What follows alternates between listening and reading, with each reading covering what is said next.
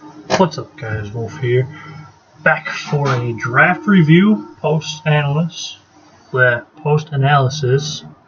of how the draft went for the new team going into Season 2 of the Evergrande League. Overall, kind of hit or miss, I think. Picture is on the screen for you to see. Going through the list, we have Mega Sizor, Politoed, Klefki, Kingdra, Nidoking, Moltres, Quillfish, Flygon, Granbull, Ludicolo, Musharna, and Hariyama. These 12 are hopefully going to carry me to the playoffs again for another playoff appearance in the next season, coming in Season 2. However, I'm not really confident about it. A couple reasons. Although I did intend to draft Rain if I had Mega Sizor available, the problem came in getting the picks that I needed, which proved to be harder than I thought it would be, being my first time drafting a weather team. I was surprised at the amount of kind of hate drafting, the counter picks that a lot of the other teams happened to pick against me. Things like even picking Mega Swampert, picking a lot of other Swift Swimmers, things like Seismitoad, snagging Kabutops away from me, even though I didn't really need it.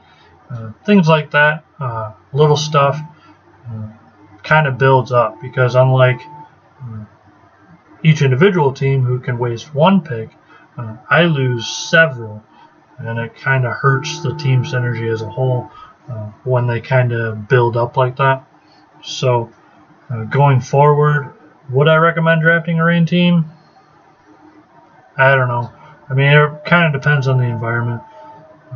In the type of league like Evergrande League, almost certainly wouldn't try drafting a Rain team, at least a full Rain team. Semi-Rain teams could still be viable, and then just picking high-end picks, like high-value picks, especially going into the RU tier, maybe the tail end of the UU tier. I tried to go a little too hard into it, and I think I'm going to get hurt by it a lot in the league. Going from one round to the next, you're going to see my record kind of suffer from the teams who can manage to counter a Rain team, or maybe a couple people might. I think the person who has the Tyranitar team, he can bring obviously sand to counter my weather team, so there's going to be a bit of a weather war there. Stuff like that. High-end picks, though, we'll go through the picks one by one. Mega Sizor and Politoed were my first pick. I actually had the benefit of going last in league, and since we draft snake style for the first 2 rounds of each tier, it allowed me to go back-to-back picks, which is the only real reason that I can promote doing something like this. As I went through in my draft videos with the League Strategy Series, I pointed out that Mega Sizor is often a trap because of his 4 times weakness to fire. It often hurts him more than it helps. However, with Rain support, with Politoed, it takes that weakness out of the equation. And being able to pick back-to-back, I could guarantee that I have those 2 available. If I were to pick Mega Sizor midway through pick 1 and somebody picked up Politoed away from me and snagged it, I pretty much have a useless Mega. So being able to draft them both cemented me into at least a semi-Rain team with one of the arguably best Megas for Rain available to me. So that was definitely a plus, and it was definitely the strategy I wanted to have going forward if Rain was available and if nobody picked Mega Sizor. So first 2 picks going according to plan. In fact, I go according to plan all through the first 6 or 7 picks, so definitely something that was to my advantage. Third pick, I went with Klefki, probably the best supporter, like the secondary Rain Dance setter, best support Pokemon that a Rain Dance team has access to, so it was definitely nice to be able to pick that up. You get the dual screen support, Prankster Rain Dance, Prankster Thunder Waves for speed control. He's also got things like Play Rough, stuff like that. Foul Play, even if you wanted to run almost a full support set. Got a lot of options available to it. I really like it to be able to have a secondary Rain setter if I need it. So it was definitely a good snag to have. Going into the UU tier, first pick was Kingdra. A necessary evil to pick that first over something else, like maybe Infernape or Mamoswine or something like that. I really wanted to get Mamoswine to have the ground coverage, but it got picked earlier on, or sorry, he got picked by somebody else. But I wanted to make sure that King Drill wasn't snagged by somebody else, given that there was a lot of chatter on the chat about, what are we going to do about rain? Rain's so terrifying, things like that. So I wanted to make sure nobody picked it ahead of me in the hopes of getting, something like a dragon type on their team that they hadn't gotten yet. So I snagged him. A great mixed sweeper. Obviously, you run physical or special sets, and I probably will be using both at different times. So definitely going to be good to keep my opponents guessing. As well as just being one of the best sweepers for rain in the format. Kingdra and Kabutops are probably arguably the best rain core for offensive available to rain teams. So assuming that I can get both of those, I definitely have a lot of really good rain support on my team. Fifth pick was Nidoking. I love Nidoking in Season 1. I certainly will love him in Season 2. He's a good ground type to absorb all the electric types coming my way. Very versatile. I used an excellent array of sets in Season 1, and I have no doubt that I'll be able to utilize him even more in Season 2. He does get access to Thunder, so I have the full accurate Thunders and Rain. He also has access to all the other support moves I've used before, Super Fang, Stealth Rocks, Toxic Spikes. He's a good Toxic Spikes absorber, considering that my team is going to be a little bit entry hazard weak, being a rain team, so being able to absorb Toxic Spikes in particular will be really nice to avoid my setup sweepers from getting killed early. So definitely a pick that I wanted to snag, and I was really happy with it, and I have no doubt that I'll be really happy with it going through the league. Sixth pick was a little bit questionable by some people, but I still stand behind it in Moltres. Moltres is kind of a necessary evil for a league team that wants to run rain. I need to have access to a fire type of some type. To deal with things like Ferrothorn, all the high-end grass types, the bulky grass types that normally rain teams have a really hard time dealing with. Moltres kind of eliminates that problem from the equation, being able to kill all those before rain setup, as well as being able to spam Hurricane after rain is set up, similar to something like Volcarona, who's another good fire type. Volcarona, Talonflame, and Moltres, I had to pick one of those three. However, since my OU slots were full, I had to default to Moltres, who I was pretty safe in waiting until pick 3 because almost nobody really wants Moltres. It's not particularly desirable, except on a team like mine where I really can utilize it to the fullest. So, going through OU and UU tiers, I got pretty much everything I wanted. The wheels kind of fell off going into RU and NU. My first RU pick was Quillfish, who I wasn't entirely against. It's got Swift Swim available to it and Thunder Wave, so it gives me a second Thunder Wave user, which is always nice. Also gives me access to Intimidate, which is definitely a plus. I can stop a lot of setup sweepers midway through their sweep, kind of damper some of the effect of it, while at the same time being able to keep my pressure up as a rain team.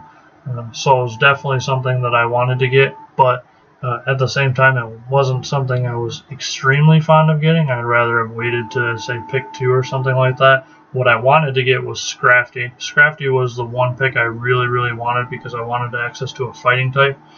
Being able to take on a lot of the dark types that were getting picked really early in the draft beforehand in the OU and UU tiers. I really wanted to have an access to the Intimidate and the fighting dark support to be able to take on all that stuff that's been picked. So I didn't get what I wanted, but I settled with Quillfish. Certainly not bad. So, we're going to see some work from it, I imagine, just not necessarily as much as I would have got from some of my other picks that I won. Now, pick 8, which was Flygon, I'm not happy with. I was listening to a lot of people in the EGL, how they were saying that my team is hazard weak, and I kind of lost track of my game plan. My game plan was to pretty much ignore entry hazards. Rain teams don't really care about it. If they're setting up spikes and stealth rocks and toxic spikes and stuff, I'm setting up to sweep. So I don't really care if they're setting up, a lot of hazards. In the end, I'm not doing a lot of switching, so it doesn't really affect me that much.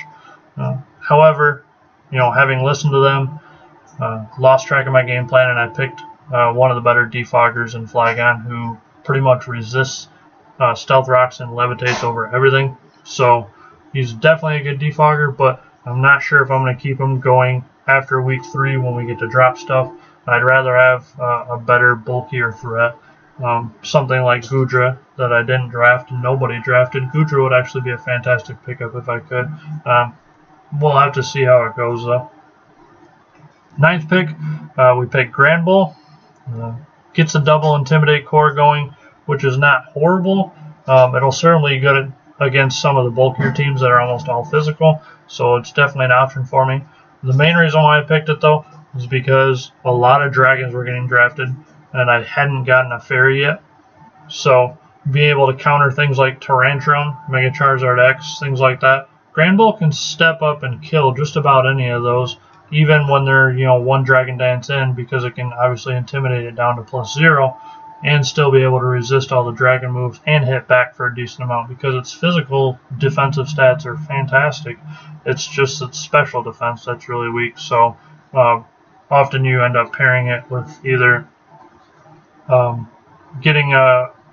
just trading it in on defensive threats, or you put an Assault Vest on it and just run its physical moveset, because it does get a very high variety of movesets. It's got all the Fire Fangs and stuff like that, or the Elemental Fangs, and other moves like Play Rough, Crunch, fighting moves like Close Combat, things like that. So it's got a decent move pool. I expect to do some work for it.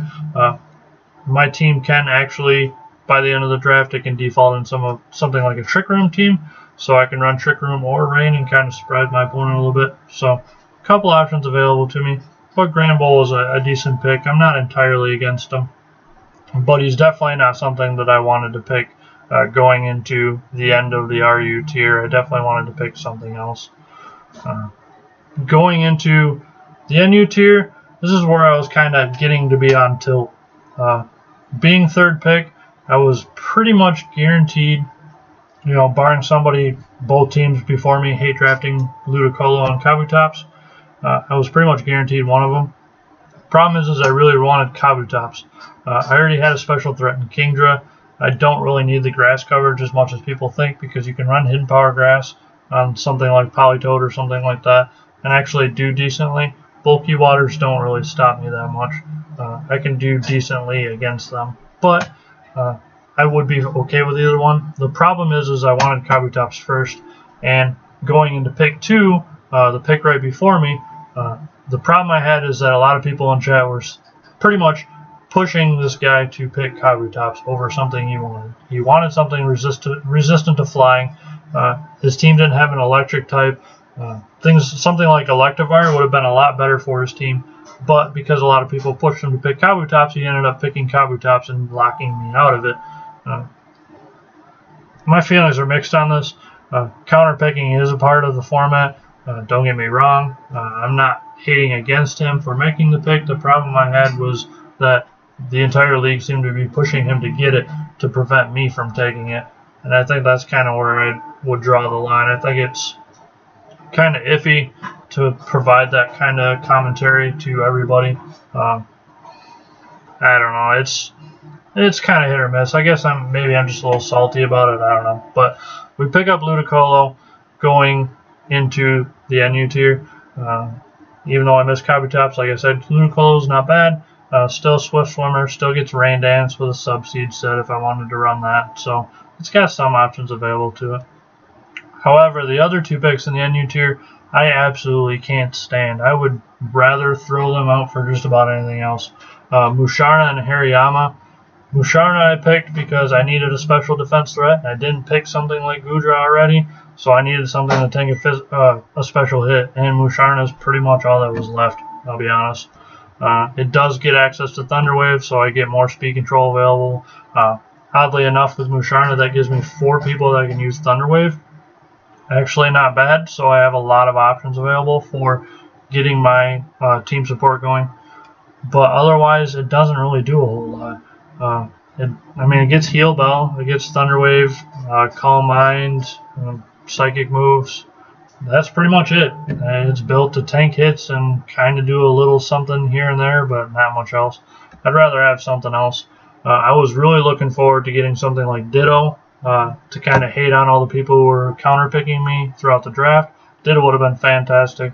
I also would have been happy with Mesprit. Mesprit's a great utility Pokemon that pretty much does everything Musharna can do, but better, as well as run an offensive set. So, again, not much I can do.